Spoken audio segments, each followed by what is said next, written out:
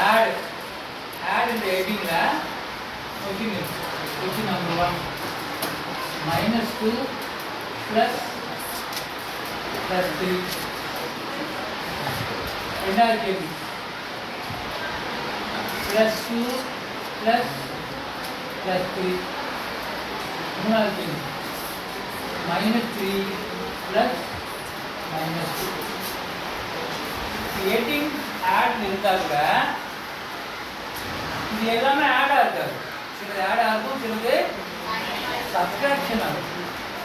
அப்போ ஆடா சப்பான்றத நம்ம இது வச்சு முடிவு பண்ண முடியாது நம்ம இந்த கேள்வி புரிஞ்சாலும் முடிவு பண்ண முடியும் இது அப்படியே இருக்கும் அப்போ பாருங்க +2 +7 +2 -7 -2 +7 -2 -7 நாலு கேள்வி இருக்கு இப்போ நாலு கேள்விலையும் ஆட் பண்ணமா சப் பண்ணமான்னு போட முடிவு பண்ணணும் எதை வச்சு முடிவு பண்றது சிம்பல் சைன் அதாவது பாருங்க சேம் சிம்பல் சேம்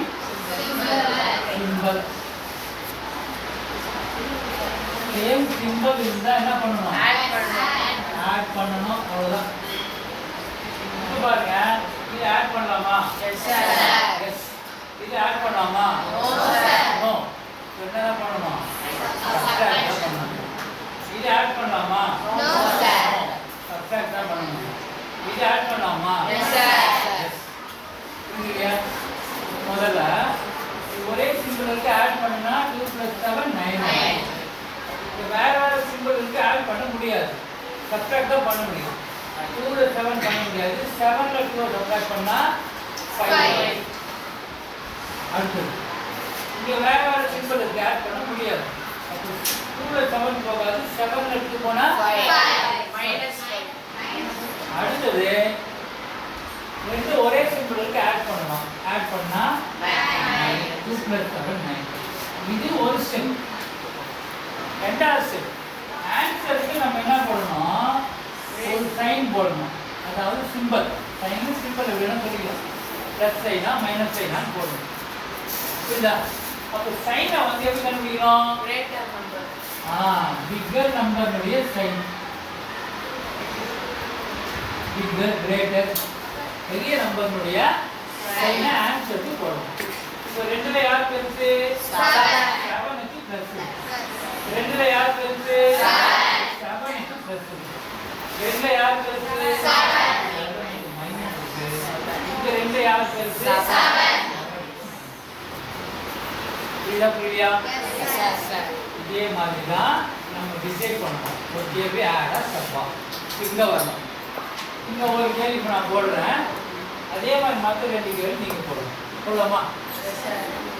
முதல் கேள்வி பார்க்கலாம் என்ன இருக்கு -2 + 3 முதல் நம்பர் என்ன -2 எழுதி ரெண்டாவது நம்பர் பாரு